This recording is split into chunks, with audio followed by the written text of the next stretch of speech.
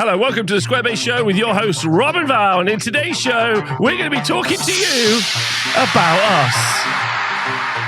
Oh, my favorite topic. Today's show is definitely, me and Val have both been doing a lot in the hobby space that isn't, well, sometimes it is just the hobby, in Val's case, actual hobby.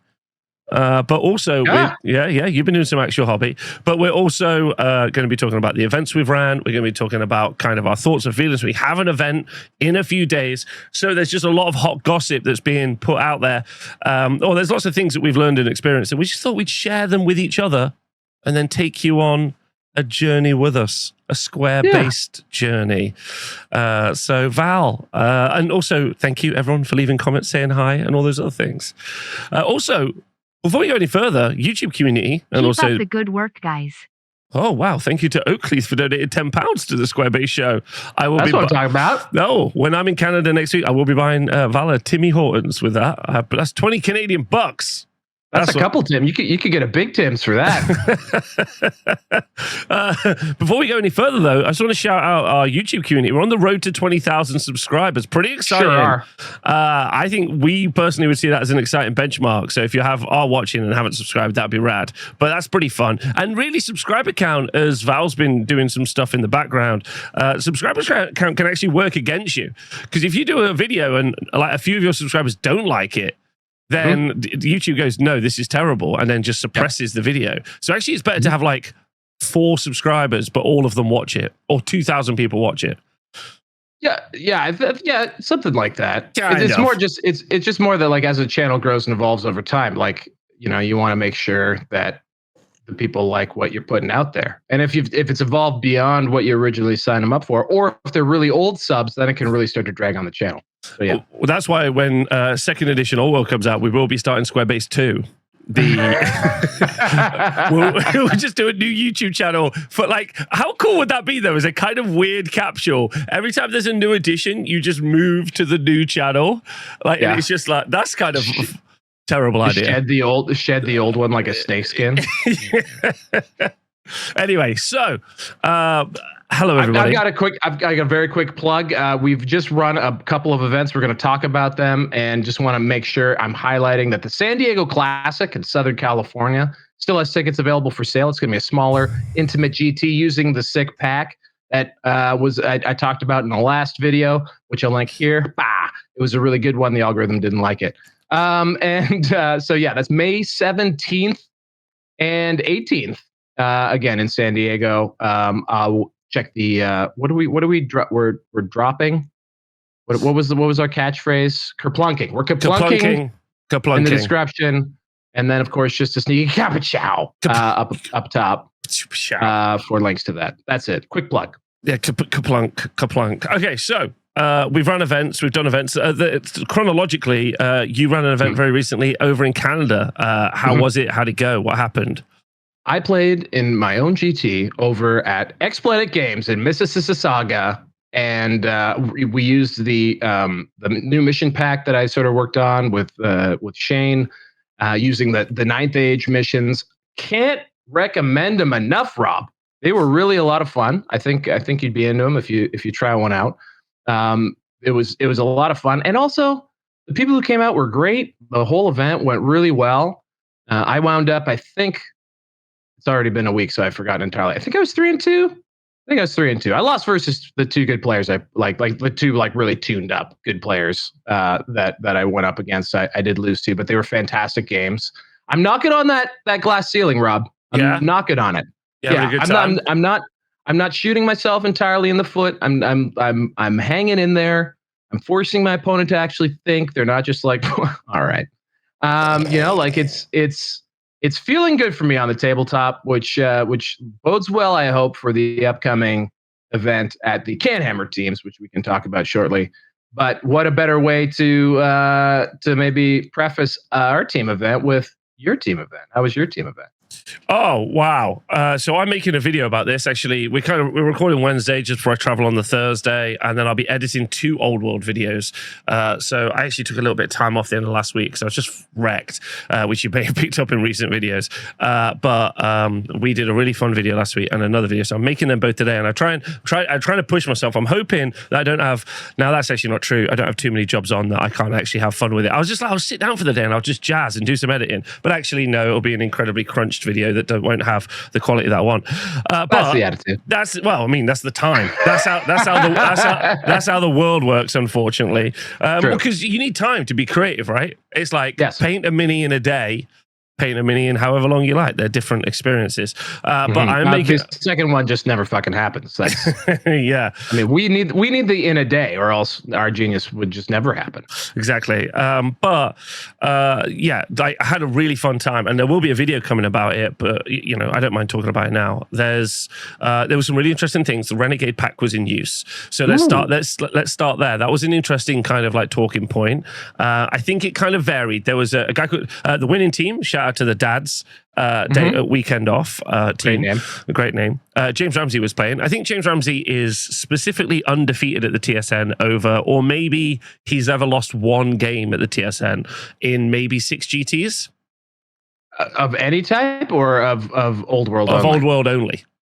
Wow. Okay. Yeah. It's a phenomenal record. Also, like all of the reason I put an FAQ in for TMP, it was because specifically James was running that Tomb King block. This was before Christmas, maybe October time. And he was like, Rob, you shouldn't be allowed to do this. This is dumb. Him doing it. And I was like, let's talk me through it. Show me all the things you could do. He's like, yeah. I was like, cool, that is dumb. Let's not do that. So there's I was like, that. You're right. That looks shit and sucks. So let's never do that again. So really smart player, but also really kind of like collaborative with the conversation about being a smart player. Does that make sense? He's like, which is really smart. Anyway, so he was playing with skinks and I think he was playing with lizardmen, but it felt like he was just playing with skinks. So a lot of skinks. There's some really funny photos. One of like a Bretonian lord just like surrounded by skinks, which is pretty much how everything went. Eventually, an entire army seemed to be slowly, like the Viet Cong, it was just slowly netting around different units and crunching them down, which I thought was very funny. And he was like, "This feels a bit strong," and I was like, "James, I really respect your opinion on stuff, but I think you're too strong. I think you have a brain and ability to play, which is very different to other people. So I think there's that. The other kind of Pip was also playing with the new Lizardmen as well. There's a really funny instance where he was playing Liam, and Liam was a bit like, I think the Slan might be a bit too strong. And I was like, hey, Liam, I reckon your Nurgle Dragon might be too strong. And he's like, and then the Nurgle Dragon just proceeded to just basically table 4 armies over the weekend. Right. And shout out to Liam. I hope he hears this and I hope he understands it's with love. But again, like, I don't think the Renegade pack had any impact on any games that weren't anywhere near as horrifically impacted as that Nurgle Dragon is. It's just egregious. And I will be playing that with this weekend at the team event. So expect some fun videos coming from me. But it was just super impactful. And so talking as the Renegade as the first point, I'd say it feels fine. And like arguably you haven't gone far enough. I want the Slan to be able to one-shot a Nurgle Dragon. Give me that rule, Val Heffelfinger. Give me that. Yeah, I don't know if that's in the cards. I would say though, like just as a general point, I don't think the bar should be is it as bad as a Nurgle Dragon? Because the Nurgle Dragon, like you say, is something that ideally gets addressed at some point by the people who can address these things that aren't me. But like, is Lizardmen more interesting to play? Does it have a chance now into a matchup with a Nurgle Dragon? Does it have something that's fun and like wants you to put things on the table? Because what you just described was a Lizardman player dumping a bunch of skinks on the table. Guess what? That's the only thing they could do before anyway. So like, sounds like not a lot changed there. The difference is that they're also supported by a big toad. Was James playing them without the Temple Guard? Without the Temple Guard. Yeah, that's the thing that I'm interested in to see, is that if people just don't bother with the Temple Guard, just bounce the Slan around to various skink units, I think that's probably pretty strong too. I think he was also like really loving Cold-Blooded. Like that was that was really impactful, but it was always really impactful. Like so, like that's just a return to form versus anything over the top. But other than that, like there was very much. I think a lot of people at the GT felt like this was the sweatiest example of a GT that that had ever been. Even like Steve's team, Steve was just like, yeah, cool. I'm still going to give Mikey the Tomb Kings. I'm going to give him the Double Dragon and the Sphinxes. Like I'm still going to give him like all the go juice, even though Mikey had like not played Old World for maybe 6 months. I think that I think again, if he's listening, I hope that's fair. I think that's about right. So and he was just Mikey? Yeah, Mikey, yeah. And shit. Yeah, and he was just pushing them at people. He's like, is this how this works? And then the other people are like, I can't kill that. So yeah, I think the general consensus of the GT, that it was a pretty hard-nosed list event, but that doesn't mean there wasn't some like super interesting creativity. Like you obviously have Richie there with his like helicopter dwarf list, which I thought was super fun. Talking about coolest armies, Pip with that Lizardman list, one coolest army, got like 15 votes, which is pretty crazy out of 24 people. And then like Toby had this fantastic Cathay, because so what Toby's done, Toby's super into pandas.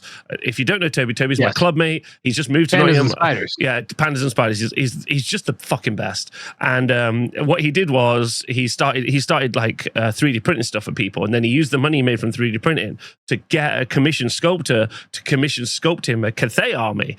Right, or like and then but like he's like done extra bits. He has like a panda cavalry unit, right?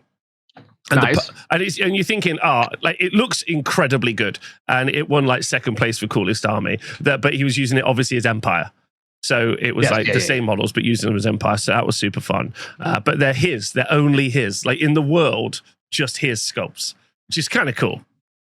That's a pretty sweet flex. That's a sweet flex, right? That's really fun. So that was super fun. So there were some really, really cool armies, even though the lists were as aggressive as they could be. Now, I know, like, for example, our team it was teams of 4, right? That's what you teams of 4, yeah. Right? Yeah. So, like, did you find that people were, because on a team of 4, you don't necessarily have to play that matchup game so much, like, as in, like, really skew lists, like you see in, like, the 6 or the 8-person teams, in, like, 40K and AOS. And you also don't have to, like, scrounge as hard to find, like, powerful lists, because with only 4, you can take the 4 best if you have those on the shelf. Did you find that people were bringing anything really that different from what they would run in a singles GT, or did most people just bring the best singles list that they could? Great question. Thanks for asking. No, like the to quote Nicholas Bouchette, I've definitely said that wrong, but Nick's great. Nick was pointing out that, like, he's done a lot of research, and basically everyone played the armies that they already played anyway, pretty much. Yeah. So those are the armies they already played, and they just used them in a team format. And there were definitely, like, there were teams that were really trying and really thinking it through. Obviously, we got that picture of the insane 180 Tomb King skeleton block, I think, which then eventually that should be the thumbnail. That's going to be the thumbnail. That's the thumbnail, which is up against Rebecca's like 120 skeleton vampire block, and they eventually clashed in the middle. And I put a picture. I took a picture of it. I took a picture, and then I sat down next to the 2 players, and they were like, "What are you doing?" I was like, "I'm just causing some shit on Facebook." And they were like, "You did great." Yeah, thanks. Yeah, I just put a picture into the Facebook group. And I said, "This okay?" Actually, there wasn't as many like these 2 people should die as I expected there to be. So growth in the community is something we should talk about, because I was expecting much more hatred. Maybe if I open up my message requests, maybe there's a couple of "you should die in a fire." I haven't had that yet, but that's pretty good for the internet, right? I think that was pretty impressive. Yeah, I think. Well, one thing, the photo that you took. So just to put things in a frame of reference, like you said, how big was the block of Tomb King skeletons? Like 100? 180. I think there were like 300 skeletons in a combat. Like, so aesthetically, it was very pleasing to look at. Like, it was like 2 gigantic bricks of models that were all very nicely painted, like lined up against one another and fighting. So, like, that's one extra +1 for that. But the thing that kind of sucks is, like, okay, now let's play that. And that I think would be the that's where I think that kind of an interaction is a bit of a bummer. Who did wind up getting that? It looked like the Tomb Kings get the best of the vamps in that matchup in the end. Is that right? The Tomb Kings just got it. It was like 11-9. I think, yeah, it was 11-9, I think, is the result. It's all on BCP, and I'll try and put a link down below. And obviously, I'll be covering that in a video, so you can find out a little bit more there. Oh, right on.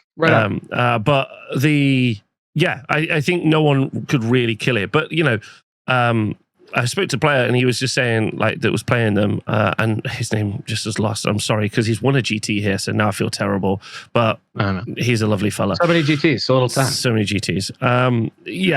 He was just like, someone was like, is this a problem? Because we were talking about events I'm running in the future. Because I just put all of the events for the TSN Arena up on the website until December. So we have a variety of new events, which I'd like to talk about more maybe in a few minutes. But one of the things is I put a restriction on characters because I have a larger point format like events like 2.6K. And so and I was asking everyone at the event, I was like, is there a way that I could, cap how big the unit sizes are or anything? And I think a much more elegant solution, which you and me should talk about more in like maybe a separate video, is about victory points. And I think the best suggestion I heard was like, if the unit's below 50%, you get 25%. The unit's below 25%, you get 50%. But if the unit is ever fleeing at the end of the game, it's also a multiplier of an additional 25%. So it's either like 25-50 or like 50-75, depending on the thing. And you include the wounds on like on a big monster as well, which I think makes a lot of sense. I think like having a big monster just be below 50%, giving you 25 points. Below 25%, it's on its last wound, it gives you 50. If it's fleeing, 75. That seems really reasonable as a way of like, especially mitigating, not necessarily the dragons, but the giant blocks. There's a kind of like, well, you have to kill all of it. Well, I killed half it, I get 25%. That's pretty okay. So in the latest SBot/packs that I've run, and we went with you get 50% of the points if you get a monster or ridden monster down below 50%. Yeah. And you get 50% of the points if you kill the Green Knight and he comes back. Those are the two changes to Dead or Fled that we've changed. And I think we also rule that if a unit's below 25% and fleeing, then that stacks. You get the points for it being below 25 and for fleeing, whatever that works out to. I think that's 75%. So yeah, I think that's totally reasonable. That like you start scoring points for something once it's below 50. I don't think there's anything wrong with that. I don't actually remember anyone mentioning a single thing about that change as well, which says to me, out of 28 players, I can't remember exactly how many people played in the X-Planet GT. They just didn't care. It seemed to work just fine. Yeah. So I love like changes like that are just that are like, oh yeah, well that makes sense. They're the kinds of changes that make me like I have to do therapy to like let go of the fact that GW could just do that and fix things like within 30 seconds. But we can also make those tweaks, and people don't have a panic about it, and it works great. But also, the GW people, with love and respect to the GW people, aren't having the experiences we're having. I'm at a GT with a bunch of people who I think are very, very committed to Warhammer the Old World. It's their thing that they do in the evenings, or maybe even when they're at work. It's the thing that they do when they're playing. Like they go and play GTs all the time. Like there's a lot of time and commitment, and even their personal life is really geared towards that thing. So when I collaboratively get a group of people, 24 of those people in a room, as well as me, who does it for a job, that's a 2-day meeting. Which I'm sure they don't have 2-day meetings at GW. I'm sure the guys have like they have like an hour meeting, then they go off and do the job for the next like rest of the week, right? Or do a bunch of consultation, whatever. So it's a really collaborative. And also, I put a message in the WhatsApp group after, and I said to the players at the event, I said I was super grateful for the event, because I said I used to play Warhammer Fantasy Battle, and I was like, if you are the hard-nosed, pointy end of Warhammer the Old World now, then you're a great example to the community. And also you're going to help develop and foster a really healthy community as well, which I think is really nice, right? Like that competitive bleeding edge, which is what it was really friendly and collaborative and fun. And I think actually, I think it was a really nice moment. Yeah, it was good. It was good. I think like that's actually one of the great things that's come out of basically wargaming in the past 10 years, like since fantasy was scuttled, is the idea that like how do I say this? Like Warhammer fundamentally is a collaborative game because we don't have referees at the table, we don't have judges at the table to like resolve disputes.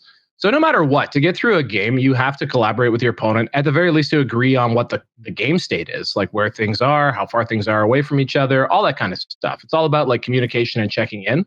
And I think those are skills that really developed like a lot in my time sort of doing competitive Warhammer in the last 10 years. And the beginning of that stretch was sort of the old way, which was a lot of like, how much more do you know than your opponent? What kind of things can I sneak through? How can I gotcha my opponent? And like a lot of that was reinforced by how the game was written. The game was written with gotcha built into it, and like these big things that happen on a 6, and just all these real feel bad like mechanics as well as the way players played it. So yeah, I think that's the credit to us evolving as a group of gamers trying to figure out how do you make what on the face of it, the internet will tell you is not a competitive game. You can't play it. Well, you can play it competitively if you both, are able to communicate and collaborate on what's happening in the game. And so I'm happy to hear that that's been happening. Yeah, it was really good, really good. And there was also some like fun stuff. Like Steve got his like personal best, which was very funny because Steve's a super lovely fella, and he just like turned up to the event. He's like, "Rob, I'm taking the dragons," and I was like, "Good luck, Steve." And he just threw them at people, and he was like, "Do you know what? They're pretty good." He got like a PB. I think he got a 4-1, which for him was like 11 out of 10. And he lost to Nicholas with his Orcs and Goblins, and he really wants it to say it's like, yeah, he was doing great because he feels he's more of like a 3-2, 2-3 kind of player, right? And he was like, I feel really happy with that, but he's like, and I only lost to Nicholas, who's like the captain of the French team or something. So he's like, yeah, it took an international person to stop me. So he was really like gloating in the power of those broken dragons. Like he was like, yeah, this was all me. I was like, Steve, you're right, it was all you. You got this, buddy. That was fun. Jack, a special shout out to Jack. That was really fun. Jack took Jack finally just moved away from trying to play Empire or Skaven or something not very good, and he just gave himself like the Bretts, and he didn't even take the Green Knight because obviously Jack hates the Green Knight more than anyone in the world maybe. And he was just a menace, an absolute menace. Highest personal win rate at the event. Like, nice. But he also got 3 sports votes as well. So I think that's one of the. Right. I think Jack's a kind of like a fairy tale story, really, in many ways. Also, other Jack as well. Jack Cropper's fantastic. Like, Jack is our Total War player that we always talked about. Played Total War, started playing the old world, then immediately started like trying to play really well, like super competitive, but at the same time was like, I don't want to just play with the strongest thing ever because it doesn't feel like I'm winning. Feels like the thing is winning. So then he's like, scuppered himself and like played Rats, played Empire, played like stuff that's not quite strong. And then, well, it doesn't really post a lot of results either of those two, really, I don't think, like overall. But then I think because of that, when you finally, like that scene in the anime, I think it's Naruto, where he like takes the weights off his arms and his like ankles. And he's like, give me Bretonians. And he's just like, you're dead. You're dead. Like, there was this really funny moment. I went over, he was playing Liam, who I said, was running that dragon around, just munching everything. And like that dragon was in Jack's back line. The Bretonians are trying to get themselves out of there. And I was like, in my head, I was like, that's every game I saw him play with Empire. Like every game I saw him play with Empire was just a back line in every gun. And then a dragon coming over to try and kill it. And then just like 5 turns of trying to like just shove you out of charge arcs and move around. And I was like, he's going to be fine. Like, I was like, he actually has like the Duke, he has the pegs and stuff. That won't be a problem. So that was fun as well to see that kind of switch up, because that's also, because he's learned a lot of skills by playing shit armies. I've got something to tell you. What? I am not left-handed. Yeah, that's good. So anyway, it was, and while you were saying that GW doesn't have like this, this cooking pot of players in their backyard all the time, like playing games constantly. But on the weekend that you had a sold out Warhammer: The Old World Teams event, over at Warhammer World, they were running a 50-player event. Oh, cool. And there was another event in the Midlands. That's awesome. There was another one in Birmingham. I think that we worked out that there was something like 150 people playing Old World in just the Midlands in the UK. That's wonderful. That's good. So that's good. So really healthy as well, right? I think so. So that was and yes, just looking at the standings though, because it was won by Heralds of Darkness with a Nurgle Dragon. We had Tomb Kings of Khemri with Necrosphinxes and a giant poison archer block. We had like a very normal Orc and Goblin tribes list, but then Warriors of Chaos, Bretonnian Exiles. So hopefully, JTY was popping to the office. Maybe he forgot his favorite notepad or something, and he went in and, by Joe, what's this? Oh, like, people playing Old World. Oh, that's good. Okay, let's take some. Oh my goodness! My favorite thing about the Nurgle Dragon is it's something you can't buy. I think you brought this up the other day. Yeah. It's the biggest loss of money they've ever had. But then we're also playing in a team event. So there's that. I put a load of events up. I said I'd mention that. Do you mind if I just mention that for a second before I forget? Please, plug. Put a bunch of events on the TSN Arena. Please do turn up. But we also posted our first 500 point. So we haven't had time, me and you, as of yet, haven't had time to make our 500 point mission video, which we're going to do.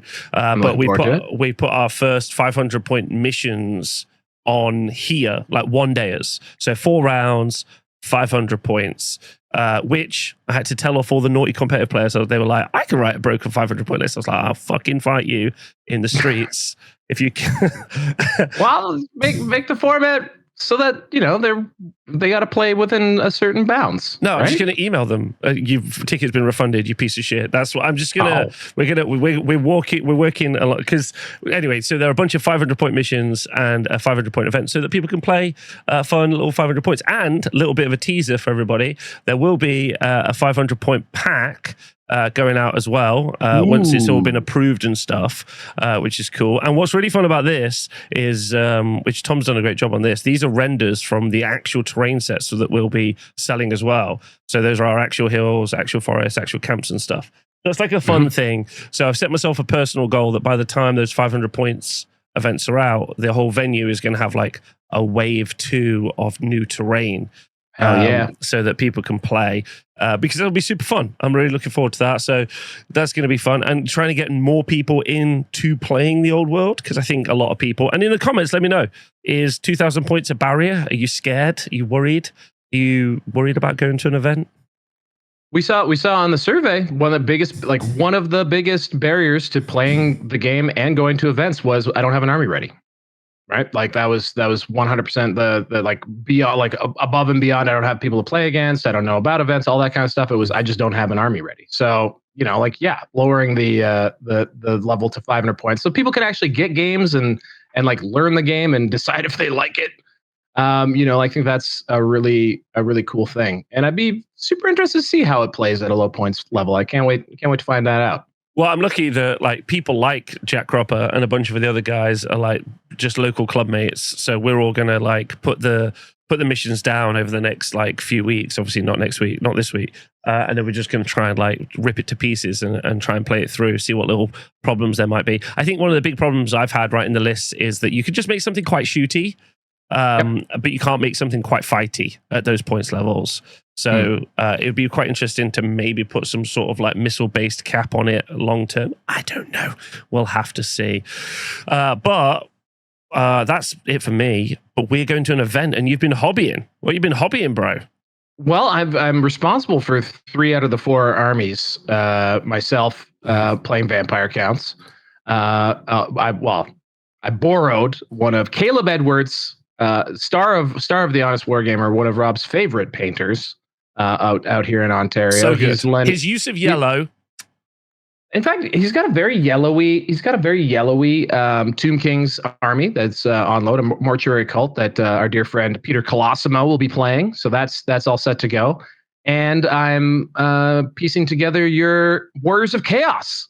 So I have Galrock ridden by the Chaos Lord off the Mana Core that will be rolling as your Chaos Lord Dragon.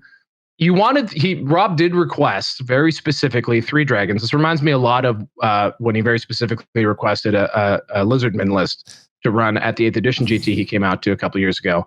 And I said, yeah, close enough. And I gave him a list that was not at all what he wanted. So instead of 3 dragons, he gets 1 dragon. I think you did just fine. Yeah. It was 8th edition. It was a bit different. You got Purple Sun. It was fantastic. So he's got 1 Chaos Lord on a dragon and 2 giant chaos spawns, because I figured that's still a lot of beef, and fits your desire to just put unfair models in someone's face, which is 100% something you can do with those. And random movement is just like I love Mangler Squigs, and like a Nurgle giant spawn of chaos is just 10,000 times better than a Mangler Squig. So you're gonna have a lot of fun with it. And I've been converting them from the Magoth Lords.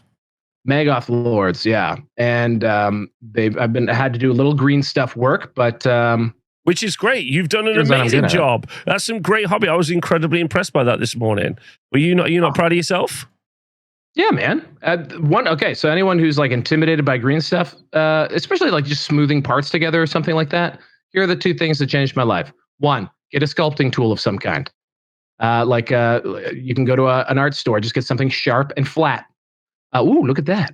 And 2, turns out just wet your tool, like literally with water, and then it doesn't stick to the tool. That's like, boom, you're 99% of the way to being able just to like my granddad told me. Gaps. Yeah, wet that tool, baby. But yeah, there you go. So like this thing here is a really great giant spawn of chaos. I think it's probably kind of what it was supposed to be in a lot of ways. It was released in the end times. And the problem is, though, the rider fits in this big hole. So you gotta sort of hobby a gap hobby up the gap, so that way you don't have this giant hole in the back of his head. But it's not too hard. It's great. Yeah, it's really cool. Yes. So we're going to a team event in Canada. It's me. Let's talk about who's in the team. It's me. It's Rob, Peter the Falcon Colosimo, and Shane, aka Os from SBOT fame, as a judge. He's actually judging the WTC 2, and a dear friend from around Toronto. So the four powerhouses with the most tryhard lists in the whole event. Oh, are they? Are the lists out now? Yep, lists have been revealed for some time. We've actually been working on a matrix in the chat that you're a part of. So don't worry, Rob. We've been taking our best guess, and we have like a 5-hour drive to get to Ottawa too. So as an adopted Canadian, I continue. I at least once a week watch the incredible movie The Goon. If no one has seen it, you've not seen The Goon? Amazing ice hockey movie about the guy that comes in and does the fighting. Okay, and I consider myself to be the goon of the team. Yeah, you're gooning hard. Yeah, you're gooning hard. You're just like that. Fight that. I'm like, okay, no problem. Dragon. And let's see how they feel about it. Yeah, dragon spawns. I raise you 1 dragon. Two. So that's. I'm sad you haven't seen The Goon. Is The Goon? Is the lead in that the guy from American Pie? Yeah. Yeah, Stifler. It's Stifler. Stifler. Yeah. That's what I thought. Yeah. Yeah. Well, also the what a goon or a gooner has definitely changed in the common vernacular. Unfortunately, recently, yes. Unfortunately, yeah, that's true. That is really true. Which led to one of the most specific. You're still beating stuff. Yeah, one of the most specific jokes I've ever heard. If people don't know, gooning is the modern term for self-love. Self-love. And while we were in Adepticon, pathological and excessive self-love, I believe, is also kind of key to gooning. I think so. And we were lucky enough when we were in Adepticon to be hanging out with Pete. And Pete said, and we said to Pete, it was like, we talked about that fact, and he was like, yeah, I'm a gooner. And I was like, Pete. He's like, I own goonhammer.com. And I thought that was very funny. I thought that was it was a very rare opportunity to be able to relate modern internet culture and the owner of a Warhammer website into a circle. I thought that was fun. Yeah, I think we'll just say that he's the only owner. I think that's better way. He owns the whole thing. He's the only owner I care about, if that helps. For sure. So wait, does it seem like the list we brought are on the stronger side? Oh yeah. They're like, I mean, look, there's gonna be a lot of people who play a ton. Lists can only take you so far, as I am a living evidence of. So like, there's certainly a couple other teams out there. Specifically, I got my eye on FFS. Danny, who I've played now twice in round 5 of a tournament. So happy I got to play him in the last round of the X Planet GT, because my previous game against him, I was a monster. I was a terrible person, and it left a bad taste in my mouth. And by that I mean I was just grumbly and complained about everything. But this time we had a really great round 5 tilt, and he did come out on top, but that's okay. He made the right plays at the right time, and his team at the X Planet GT went 1, 2, and 3. So they were playing their for funsies lists. They weren't playing their real heat. So X Planet GT actually had a Bretonian. The guy who won was playing Bretonians, but he was playing Bretonians with Grail Knights, with Knights of the Realm on foot, and Elise Duchar. So I also lost to him. So you got to remember, we're only like we're not yet at a year and a half into the old world. Like the skill expression in gaming is still fairly low. And that's okay. That's super okay. And it takes a lot of skill expression to overcome some of the stronger elements in the game. Like there are some just strong elements, and sometimes you just can't outskill them. It's just like, that's too strong for me. I lose on the numbers. So I think that's an interesting case. It will be interesting to meet the Canadians. I'm very excited to meet everyone in the community, and also hopefully make them fall in love with me. That's my dream. 5 sports votes. 5. We say this in AOS all the time, but 5 friends, not 5-0, which I know will make you mad because you definitely want me to go 5-0. Why not both? What I might do is just throw my dragon at them, come around and be like, that fucking sucks, doesn't it? Like, just go around the other side. That's a classic. Join them on their side. Just kind of like, can you believe this? And they're like, yeah, I know. Well, it's a team game. Remember, everyone's got emotional support. They're not all in it on their own. And yes, we got strong lists, but we're going to be playing against real players and people out there to have a good time. Canhammer always puts on a wonderful event too. So I'm really, really excited. It's in Ottawa, Ontario, the nation's capital, home of our newest prime minister. And also the Red Blacks. Let's go. And the Red Blacks, which, by the way, I have a care package for you of Red Blacks merchandise that I actually brought with me to Milwaukee. I forgot to give to you. That's such a you move. That's such a you move. Well, you got me all distracted with a light and get me a vegetarian burger, and some things got missed. But anyway, I apologize.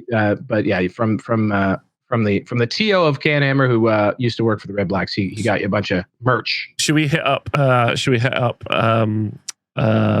Dairy Queen as well? That'd be fun. Let's go back. Please don't. Dairy Queen 2. No Dairy Queen, no Timmy Ho-Hos for old Robbo, and therefore no defibrillation. What? I'm not sure if the good doctor even is part of Canhammer anymore, so I don't think you can take those risks. I mean, hospitals still work. That's fine. That's in reference to the last time. Well, not the last time I was in Canada, but one of the times I was in Canada, we had a small medical emergency where I had to get my heart reset. Yeah. Just not, knock it back on course. But, so it's good. So that's because I was playing 40k. Wow, streaming 40k. So that's 40k's fault. That's 40k's fault, as we know. Bad for the heart. I'm going to put that out there on the internet. Bad for the heart. Old World. If I come out of Old World with just like a grin, little pat on the butt, that's going to be a fun time. So 5 rounds, and it's 4-person teams, right? Do people know how teams work? That's an interesting element. Some people still don't know how teams work. Yeah, teams. It's cool. You get a pairing phase where you essentially, one team puts down, their both teams put down their defender. You see them, and then everyone huddles up, and then you put out two lists to attack that defender, and then the defending team picks which one of those two they want to match up against. So it gives you a little bit of control of which players play which armies, but not entirely. And so there's like sort of a really fun mini game to start each round. And then essentially the aggregate score of all of those games, so when you add them all together, determines who wins the round and who goes on. And sometimes your job as a player on a team is to just not lose too badly, or sometimes you got to smash. But in all cases, it's just there's a lot more camaraderie, and it's a lot of fun. Everyone's got t-shirts and stuff, and you're high five. And I'm gonna have my big boombox Bluetooth speaker. I figure I'll just be just really pumping some jock jams. I really want us to be like wrestling heels. Like I want us to be the bad guy team as much as possible, because honestly, the love at events is too much for me. So I need to start diminishing my reputation. Well, can we? I've got a trick for this. So one of the things that does happen, Val referenced it earlier. So when you do the pairings, which is a card-based system for like working out who plays who, you also, some of the teams that try the hardest have something called a matrix, where they have a little grid and they go, right, okay, that's a green, a yellow, or a red matchup. All of mine are green. And so like so when you put down a card, you go, I don't want that army to play that army because I already thought ahead of time that's a red. Red is bad. Orange is actually, aren't you glad you didn't fight them? It's an awkward system. Okay, no problem. But we should quickly, because I know you got to go, but we should put you should send me a fake matrix, which then I'll post to my Twitch chat or into my Discord to be like, this is our matrix for the weekend. Hopefully it gets leaked to the other teams in a subtle subterfuge, because that'll be their fault. That'll be their fault for engaging in espionage, right? Let's do some deep thought. No one else has done that yet. No, okay. I'd let's sort of like when the British had the corpse wash up on shore with Operation Mincemeat. That's right. That's good. You always, it's you Brits with your weird schemes. I like it. Schemes. But our scheme for now is that we have to go because Val's got stuff to do. I hope you have all enjoyed this video and a quick catch up. If there's any questions, if there's anything burning questions that you'd love to ask us, leave it in the comments, but also join our Patreon, ask us there. That's a great way to do it. Yeah, or hit up in the YouTube chat comments. Also, check out the last video on running events. I think it was a banger. It was great. So look at that one if you haven't seen it yet. Loads of love, everyone. See you soon. Stay square based. Bye bye.